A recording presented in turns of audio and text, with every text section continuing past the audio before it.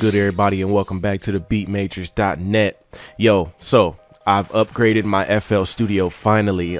They've had an update out for about probably like a week, but I finally updated. It's 12.5.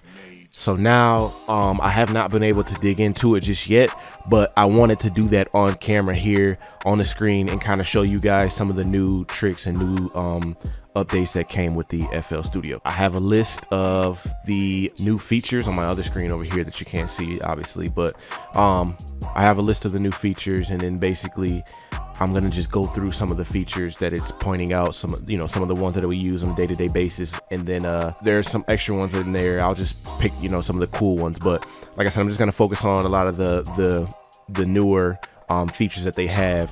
Which, number one, they have the pattern, the picker panel. That's this joint right here. So as you can see, there's already a pattern. I named it. I was just messing with it. I'm like, yo, let me plug up and record real quick. So the pattern picker is basically all your patterns will be here. So you have better access, so you don't have to go up and down by hitting your going over here and doing all this every single time. All your patterns that you're using will be in here, and you can also right click on that pattern and insert a new one. You can do a new pattern, find first empty, of course, is going to put you on a new pattern. Boom, now you got pattern 2 there. You can also right click quick render as audio clip. Basically is when you hit that button, it'll turn that into an audio file, and boom, it'll be right here in the audio section, which I already have done. And then boom, you can just drag it in from there. And then if you go back here, these are all your patterns, and these are your automation clips if you did any automation. So if I throw this audio in here and I maybe do like automate the volume, I guess, boom, go over here, boom, now there's the volume for, it says that pattern name as well, because that's the pattern clip that I assigned that automation to. Same thing, you can clone it, and then go back and change it to another pattern if you'd like. But that's the picker panel there. Like I said, all your patterns will be here.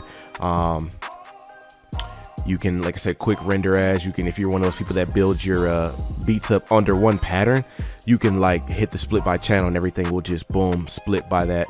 Everything will just split one by one to another pattern. So that's a good feature, because you used to have to go back to the pattern, the step sequencer, and do it. But now everything is literally, they're working. I see that they're working, going straight to the playlist kind of thing here. The next thing they have is automation clips. With the automation clips, now I see that we can add values to the automation clip itself. So if I zoomed in, I think this is how they did it. Like I said, I haven't dug in just yet, but boom, and then boom, type in value right here, and you can, okay, that's on a 0.8, we'll go up 1,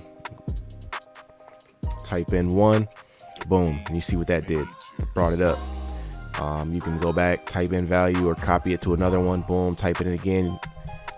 You can do -6, boom, that takes it down. That's a fade, so that's a dope feature. I like that, so I don't have to be dragging my automation clip and trying to figure out where I want it at. I can start remembering certain numbers and things like that, and boom. The next thing that they have is the FPC. I don't know how many of you guys out there use the FPC, but the FPC was pretty dope. They try to have like a MPC style instrument, and that's basically what they did. It used to be just this area, really, like probably about this big here. They kind of extended it looks like, and I think you can extend it yourself too. You can make it bigger now. It used to just be mad small, but now boom, you can keep it, go back to the regular size. You can edit these pads now, you know what I mean? Just you can change the name, you can change the color, change the icon in there, things like that, just by hitting that drop down, clicking the whatever pads you want, then clicking that drop down, boom, you can save the entire kit as pad presets if you want. You can export it as a sound font file. You can save it for FL Mobile. I don't know if you use mobile, but if you do, that's what that is. They have layouts here, so if you have like a launch key, if you have the chord pad control, a trigger finger, or you can start it at C5. So if you're on your keyboard, it'll start at C5. and you have different banks, or I'm sorry, not banks, but you do to have two different banks, but now they're, like I said, they're numbered here. You can rename it. You can pick a certain sound. If you're in bank A, okay, I don't want to mess with that, then boom, I can go to this pad, things like that. You can save your note layout. If you have, your MIDI notes set to different spots on your keyboard, boom, you can just go up here to that drop down again, save note layout.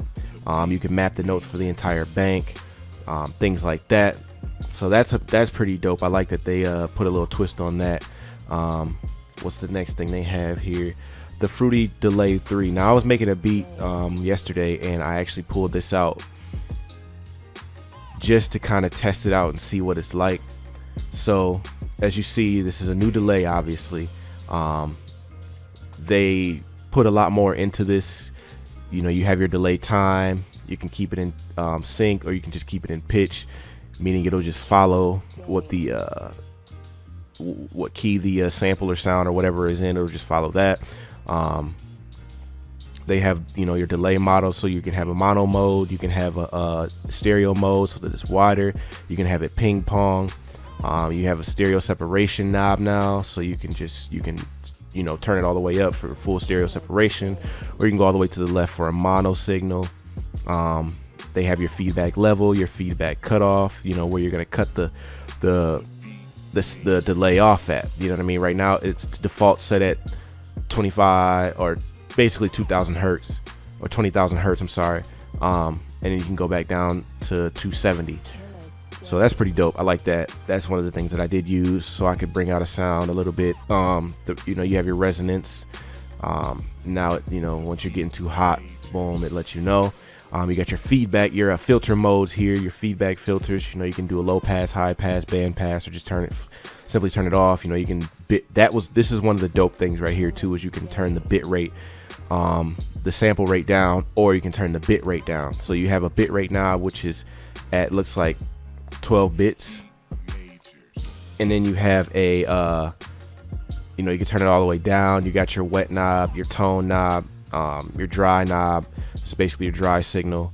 You have modulation, some diffusion, basically some things that are in a reverb. It's just it's a better built delay. You have a limiter on it, you have a saturation on it. That's mad dope to be all in one delay. Alright, so I don't know if any of you guys have used the direct wave or used to use the direct wave. I know there's a lot of companies out there that still make direct wave patches, so it's a pretty dope plugin. I mean, if you know what you're doing, or know how to, it's kind of like Contact. That's really what it reminds me of, is Contact. But it looks totally different, as you can see. Like I said, if you were an avid direct wave user, it looks totally different. Some of the same controls. Of course, they added some different things. Now, you still have your LFO knobs. You have your delay, your reverb, your chorus, your drive. You know what I mean? Your glide time. Now they put a glide on there. The master mode, if you wanted to play in a polyphony, if you want to cut your polyphonies, or you want it to just be a mono mode or legato mode. Now you have it always had zones, but just things look a little different than what they were. You got your sample mode still, so you can kind of chop your sample up in here if you want, and it kind of looks like Edison a little bit as well. So that's pretty dope, direct wave. I think you can make it bigger if you want to. So if you want to make it a full size plugin, you can, just like that. But if not, keep it how it is. So now what they did also is, when you're on the step sequencer right here, they basically, now you can take any sound, like if you have like I don't know, like a synth sound, or a long piano sound or something like that, you can right click it and make it a direct wave instrument, and it'll turn it into its own instrument. So if you're one of those people that like to make samples or things like that, you can set that up. And if you want to dig more into that, if you do have a 12.5, I mean, definitely try that out, and see what that feature is like.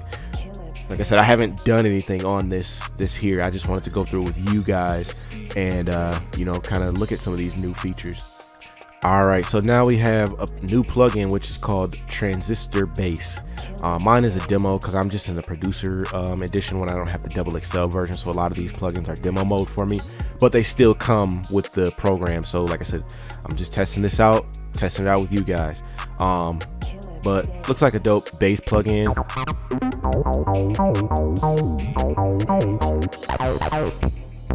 Not too familiar with it because every time I hit a different key, it brings up a different patch. So I'm not really familiar with what I should be doing. But it looks kind of dope. I mean, if you want to, you know, test it out at home, that's pretty nice. They have different displays of it, so you can either get the full plug-in or you can get just that. You know what I mean? It's pretty dope. I rock with it. I don't really use too many of the FL stock plugins, but hey, shit, it looks dope though. So now we're in the piano roll. There are some new things about the piano roll. If you go into the top left corner and then the drop down right here, and you go to view and you go to mini piano roll preview, and what it does is it's showing you right here where your ticks are at. So you see as it's moving, when I move that, it's moving that right up there. That's pretty dope. I know Ableton has that feature. When I've demoed that out, they have that feature on there. That's pretty straight. I like that. That way you can see a lot of what you're doing. You know what I'm saying? You're not really fishing around. You can see where the note is actually at. So that's pretty dope, and it stays right in there for you too. So that's nice. And that's the other thing too. I think they added that on everything, like on here too. If we go into the same place, there it is. Yep, here it is right here. Mini playlist preview. Boom, enable, and everything is there for you. I like that feature. I like that FL added that. That's pretty dope. So that you can basically see where you're at. You know what I'm saying? So if you're making a beat, everything will be right up in here.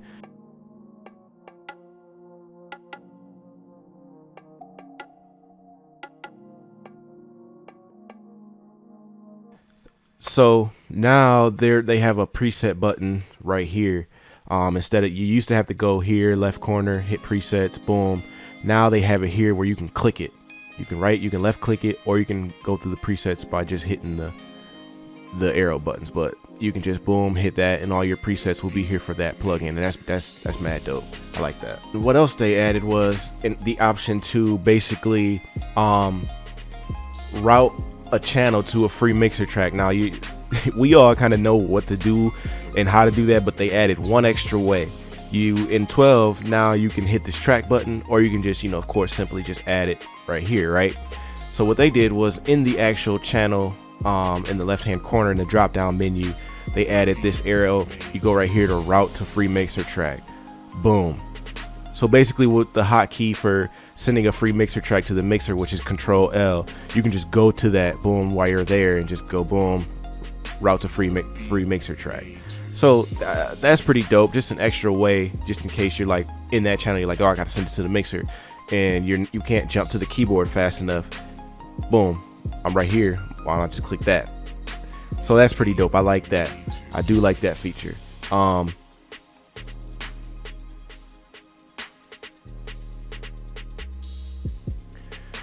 Another thing that they added as well, if I have like a bunch of different plugins open, sometimes I like to have different plugins going at one time on the screen.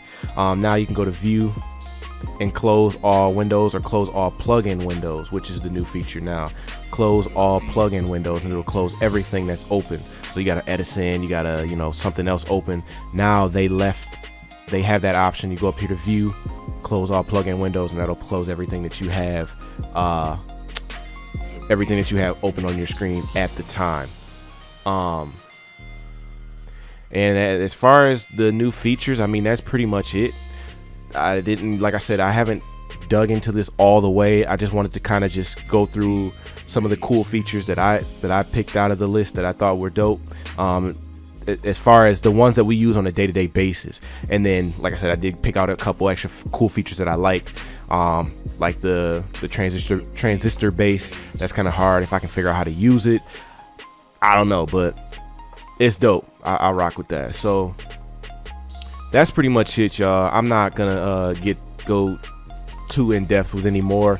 I know over time I'll be picking little stuff out and be like, yo, I need to tell them about that. So like I said, I just wanted you guys to walk through this thing with me, or as I walk through, you know what I'm saying, you guys follow behind me while I'm kind of just showing you what I see. So until next time, I hope you guys got some value out of this. If you like this video, definitely hit the like button. And future tutorials that you guys want to see from a mixing standpoint, business standpoint, anything like that, drop them in the comments, and I'll definitely start writing them down and trying to bring some different content and listening to you guys and what you want instead of just dropping what I think that you want. So also check out the kit site. You know what I'm saying? The link is in the description. Just go check that out. Keep your creativity going. We got lots of kits up there. And until next time, y'all, I know I keep saying that, but this time, peace.